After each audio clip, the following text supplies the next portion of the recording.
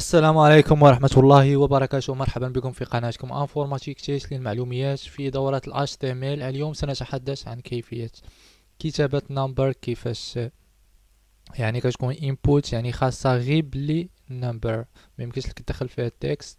إذا سنشرع في العمل. ندخل هنا ثم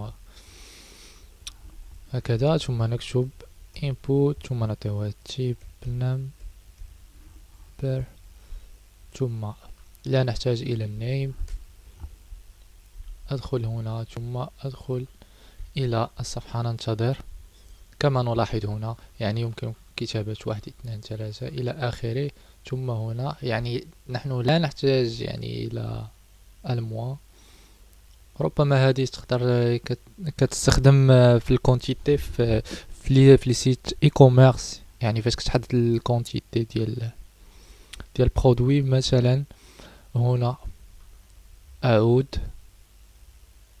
ثم أكتب مثلا المين مثلا 15 ثم الماكس 70 ثم أعود أكتواليزي. كما نلاحظ يعني أصغر رقم هو 15 ويمكننا الذهاب إلى الماكس 70، يعني ما يمكنش لك تفوت هذا الرقم. ثم كاينة طريقة أخرى وهي ستيب.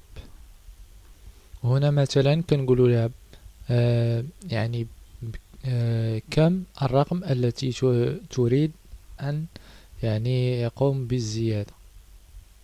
مثلا هنا سيبدأ ب15 17 19 أنه يزيد ب2.